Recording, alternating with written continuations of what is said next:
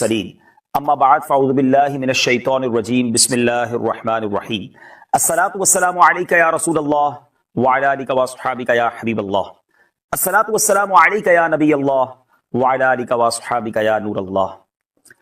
ناظرین، آج کی رات رحمتوں کی رات، برکتوں کی رات، توبہ کی رات، مانگنے کی رات، مغفرتوں کی رات، وہ مبارک رات جس کا تذکرہ احادیث میں موجود ہے، جس کا تذکرہ بہت ساری روایتوں میں ملتا ہے۔ یہ وہ رات ہے جس رات کروڑوں کی بخشش ہو رہی ہے، یقیناً رحمتوں کا نزول ہو رہا ہے، توبہ کے دروازے ویسے بھی کھلے ہوئے ہیں، مگر آج قبولیت کی رات ہے۔ آج خوب توبہ کرنی ہے، آج خوب اپنے رب سے مانگنا ہے، آج اللہ کی بارگاہ میں گر گڑانا ہے۔ آج کا یہ پروگرام، آج کا یہ سلسلہ ہم سب کے لیے بہت کچھ سیکھنے کا باعث بنے گا۔ آپ دنیا میں جہاں کہیں ہیں، توجہ کے ساتھ ہمارے ساتھ اگر اس پروگرام کے آخر تک شامل رہیں گے تو انشاءاللہ بہت کچھ سیکھ سکیں گے۔ اپنے پروگرام کے شروع میں آئیے آپ کو درود پاک کی ایک فضیلت بتانا چاہتا ہوں۔ درود پاک بھی کیا کمال کا وظیفہ ہے، بلکہ ایک اور خوبصورت بات کہ جو آیت درود ماشاء اللہ ہم نمازوں کے بعد سنتے ہیں، ان اللہ وملائکتہ یصلون علی النبی یا ایھا الذین آمنوا صلوا علیہ وسلموا تسلیما صلی اللہ علی النبی الامی وآلہ صلی اللہ علیہ وسلم صلاۃ و سلام علیک یا سیدی یا رسول اللہ۔ یہ آیت درود بھی مفسرین فرماتے ہیں کہ شعبان کے مبارک مہینے میں نازل ہوئی، تو شعبان نبی پاک پر درود پاک پڑھنے کا مہینہ ہے۔ اس مہینے میں کثرت سے درود پاک پڑھیے، اور درود پاک کیسا خوبصورت وظیفہ ہے، اتنے فضائل ہیں کہ اگر کئی پروگرامز صرف درود پاک کے فضائل پر ہی کیے جائیں تو وقت تو ختم ہو سکتا ہے، فضائل درود کا احاطہ نہیں ہو سکتا۔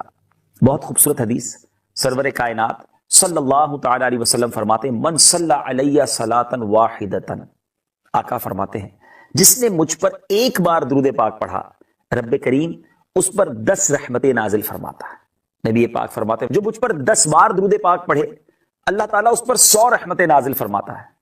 آگے میرے آقا فرماتے ہیں جو مجھ پر 100 بار درود پاک پڑھے، رب کریم اس پر 1000 رحمتیں نازل فرماتا ہے۔ سبحان اللہ، ذرا غور کیجئے، ایک درود پر 10 رحمتیں، 10 درود پر 100 رحمتیں، 100 درود پر 1000 رحمتیں، گویا ملٹی پلائی کریں تو ہر درود پر 10 رحمتیں مل رہی ہیں۔ اگر میں اور آپ چاہتے ہیں کہ صبح و شام میرے ساتھ اللہ کی رحمت رہے، درود پاک کیوں نہ پڑھتے رہیں؟ مگر اس حدیث پاک کا جو لاسٹ پارٹ ہے، جو اگلا جز ہے، وہ بہت خوبصورت ہے۔ میرے آقا فرماتے ہیں ومن صلی علیہ الفا، جس نے مجھ پر 1000 بار درود پاک پڑھا، اس کو کیا انعام ملے گا؟ کونین کے والی صلی اللہ تعالی علیہ وسلم فرماتے ہیں زاحمت کتفہ کتفی علی باب الجنہ، جنت کے دروازے پر اس کا کاندھا میرے کاندھے سے چھو رہا ہوگا، شولڈر سے شولڈر ٹچ ہو رہا ہوگا۔ گویا یہ وہ خوشخبری ہے، یہ وہ نوید ہے کہ نبی پاک علیہ الصلوۃ والسلام فرما رہے ہیں کہ جنت میں وہ میرے ساتھ جائے گا۔ تو پھر کیوں نہ ہم درود پاک پڑھیں، پھر کیوں نہ نبی پاک علیہ الصلوۃ والسلام کے ذکر سے اپنی زبان کو تر رکھیں۔ آج تو مبارک رات ہے، مانگنے کی رات ہے، جتنا ہو سکے درود پاک کی کثرت کیجیے۔ اور آج کے بعد جو دن ہیں ہمارے نامہ اعمال کے، وہ شروع کے صفحات ہوں گے۔ نامہ اعمال تبدیل ہوتے ہیں نا شب برات، ابھی ہم سنیں گے ان روایتوں کو۔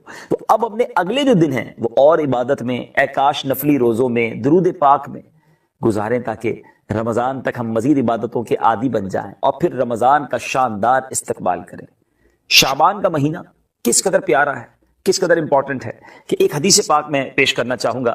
عاشقان رسول کے لیے بہت زبردست موٹیویشن ہے اس حدیث پاک میں۔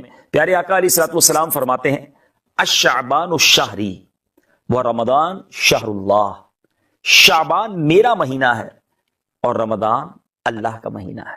سبحان اللہ، غلام کے لیے اس سے بڑی کیا سعادت ہے کہ نبی پاک فرمائیں کہ یہ مہینہ میرا مہینہ ہے، تو ہمیں تو اس مہینے کی بہت قدر کرنی چاہیے۔ سبحان اللہ، شیخ عبد القادر جیلانی غوث اعظم رضی اللہ تعالیٰ عنہ کمال کی بات اپنی کتاب میں فرماتے ہیں کہ شعبان کے 5 حروف ہیں، شین، عین، با، الف اور نون۔ کیا خوبصورت ایبریویشن، ان الفاظ کی کیا خوبصورت وضاحت پیران پیر سیدی غوث اعظم رضی اللہ تعالیٰ عنہ فرماتے ہیں۔ آپ فرماتے ہیں اپنی مشہور کتاب غنیت الطالبین میں کہ شین سے مراد شرف ہے یعنی بزرگی، عین سے مراد علو یعنی بلندی، با سے مراد بر یعنی بھلائی ہے، الف سے مراد الفت اور نون سے مراد دور۔ سبحان اللہ، یہ تمام چیزیں اللہ تعالیٰ اپنے بندوں کو اس مہینے میں عطا فرما دیتا ہے۔ غوث اعظم فرماتے ہیں بندوں کو یہ تمام چیزیں اس مہینے میں رب عطا فرماتا ہے۔ یہ وہ مہینہ ہے جس میں نیکیوں کے دروازے کھول دیے جاتے ہیں، برکتوں کا نزول ہوتا ہے، خطائیں مٹا دی جاتی ہیں، گناہوں کا کفارہ ادا کیا جاتا ہے، اور خیر البریہ سید الورا جناب محمد مصطفیٰ صلی اللہ تعالیٰ علیہ وسلم پر درود پاک کی کثرت کی جاتی ہے۔ غوث اعظم فرماتے ہیں یہ نبی مختار صلی اللہ تعالیٰ علیہ وآلہ وسلم پر درود بھیجنے کا مہینہ، پھر کیوں نہ اس مہینے کی قدر کی جائے۔ اور بالخصوص جو آج کی شب ہم یہ پروگرام دیکھ رہے ہیں، یہ تو شب براءت ہے۔ براءت کے تو معنی بھی آزادی ہے نا۔ آپ نے سنا ہوگا ایک جملہ بڑا مشہور ہوتا ہے کہ فلاں کو مقدمے سے بری کر دیا گیا، فلاں کو جیل سے بری کر دیا گیا۔ بری کرنا یعنی آزاد کرنا۔ شب براءت کے معنی ہی یہ بنتے ہیں کہ یہ آزادی کی رات ہے، یہ مغفرت کی رات ہے، یہ جہنم سے آزادی کے پروانے تقسیم ہونے کی رات ہے۔ تو پھر کیوں نہ اس رات ہم خوب اللہ کی عبادت کریں۔ شعبان کا مہینہ دیکھیں نا، آلموسٹ آدھا گزر گیا ہے، مگر کیا میری اور آپ کی زندگی میں، ہماری روٹین لائف میں کوئی تبدیلی آئی؟ صحابہ کرام کا کیا انداز ہوتا تھا؟ صحابہ کرام علیہم الرضوان کس طرح ماہ شعبان کو گزارتے تھے؟ کتابوں میں لکھا کہ ماہ شعبان کا جب چاند نظر آتا تو صحابہ کرام تلاوت قرآن کی طرف خوب متوجہ ہو جاتے، اپنے اموال کی زکوٰۃ نکالتے تاکہ غرباء اور مساکین ماہ رمضان میں اپنے روزوں کی تیاری کر سکیں۔ حکام قیدیوں کو طلب کرتے اور جن پر حد یعنی شرعی سزا وغیرہ جاری کرنی ہوتی وہ جاری کر دیتے، جنہیں معاف کرنا ہوتا معاف کر دیتے۔ کاروباری لوگ اپنے قرضے ادا کر لیتے، جن کو دینا ہوتا انہیں دے دیتے، جن سے لینا ہوتا وہ لے لیتے۔ یعنی ایوری بڈی مصروف ہو جاتے، کسی طرح رمضان سے پہلے اپنے آپ کو فری کر لیں، اپنے معاملات کو سیٹل ڈاؤن کر لیں۔ اور پھر جیسے ہی رمضان نظر آتا تو کئی صحابہ کرام غسل کر کے اعتکاف میں بیٹھ جاتے۔ They trying to prepare themselves، وہ تیاری کرتے رمضان کی، استقبال رمضان کی تیاری شعبان میں ہو رہی ہوتی۔ اور شعبان میں سبحان اللہ میرے آقا مدینے والے مصطفیٰ صلی اللہ تعالیٰ علیہ وسلم شعبان کیسے گزارتے، یہ بڑی امپورٹنٹ بات ہے کہ ہم نبی پاک کے امتی ہیں نا، ہمیں بھی پتا ہونا چاہیے کہ ہمارے آقا کا شعبان کیسا ہوتا تھا۔ بی بی عائشہ صدیقہ رضی اللہ تعالیٰ عنہا فرماتی ہیں کہ میں دیکھتی کہ نبی پاک علیہ الصلوۃ والسلام رمضان کے بعد سب سے زیادہ نفلی روزے شعبان میں رکھا کرتے۔ تو آپ نے پیارے آقا علیہ الصلوۃ والسلام سے عرض کی کہ حضور میں دیکھتی ہوں آپ کسی اور مہینے میں اتنے نفلی روزے نہیں رکھتے، رمضان کے بعد شعبان میں سب سے زیادہ نفلی روزے آپ رکھتے ہیں۔ تو نبی پاک علیہ الصلوۃ والسلام نے کیا ارشاد فرمایا؟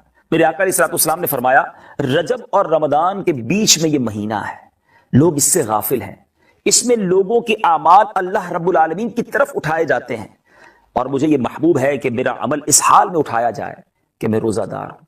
اب ذرا غور کیجئے ناظرین، یہ بڑی اہم بات ہے کہ نبی پاک صلی اللہ تعالیٰ علیہ وسلم وہ عظیم ہستی ہیں کہ جن کے صدقے ہماری مغفرت ہونی ہے، مگر ان کا یہ عالم تھا، خوف خدا کا عالم یہ تھا کہ میرے نامہ اعمال اللہ کی بارگاہ میں پیش ہوں تو میں روزے سے ہوں۔ کیا ہمیں یہ فکر ہے؟ جی ہاں، آج کی رات اعمال نامے بارگاہ الہی میں پیش ہونے کی رات ہے۔ ہم میں سے کون ایسا ہے جس کو یہ ٹینشن ہو، یہ فکر ہو، یہ دل میں فکر ہو کہ میرے نامہ اعمال میں تو کچھ بھی نہیں ہے، پچھلا سال تو گناہوں میں گزرا ہے، اللہ کی بارگاہ میں جو نامہ اعمال پیش ہونے جا رہا ہے وہ تو سیاہ ہے۔ کیا ہم میں سے کسی نے رو رو کر اپنے رب کو راضی کرنے کی فکر کی؟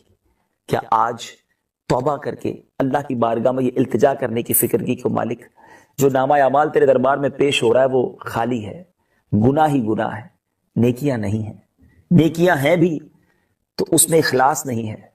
کاش یہ فکر نصیب ہو جائے۔ سورہ کوثر، سورہ کوثر کا تعارف، مقام نزول۔ علامہ علی بن محمد خازن رحمت اللہ تعالی علیہ فرماتے ہیں سورہ کوثر جمہور مفسرین کے نزدیک مکیہ ہے اور بعض مفسرین کے نزدیک مدنیہ ہے۔ آیات، کلمات اور حروف کی تعداد، اس سورت میں 1 رکوع، 3 آیتیں، 10 کلمے اور 42 حروف ہیں۔ کوثر نام رکھنے کی وجہ، کوثر سے دنیا اور آخرت کی بے شمار خوبیاں مراد ہیں اور جنت کی ایک نہر کا نام بھی کوثر ہے۔ اس سورت کی پہلی آیت میں یہ لفظ موجود ہے، اس مناسبت سے اسے سورہ کوثر کہتے ہیں۔ سورہ کوثر کے مضامین، اس سورت کا مرکزی مضمون یہ ہے کہ اس میں اللہ تعالیٰ نے اپنے حبیب صلی اللہ تعالی علیہ وآلہ وسلم کی مدحت بیان فرمائی ہے، اور اس میں یہ مضامین بیان ہوئے ہیں۔ نمبر 1، اس کی پہلی آیت میں اللہ تعالیٰ کے اس فضل و احسان کا بیان ہے جو اس نے اپنے حبیب صلی اللہ تعالی علیہ وسلم پر فرمایا۔ نمبر 2، دوسری آیت میں نبی کریم صلی اللہ تعالی علیہ وسلم سے فرمایا گیا کہ اللہ تعالیٰ کے فضل و احسان کے شکریے میں نماز پڑھتے رہیں اور قربانی کریں۔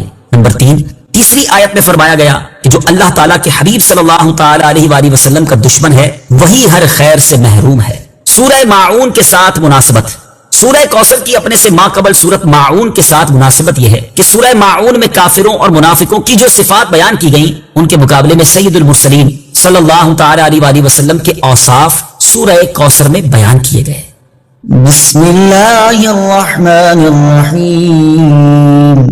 ترجمہ، اللہ کے نام سے شروع جو نہایت مہربان رحمت والا ہے۔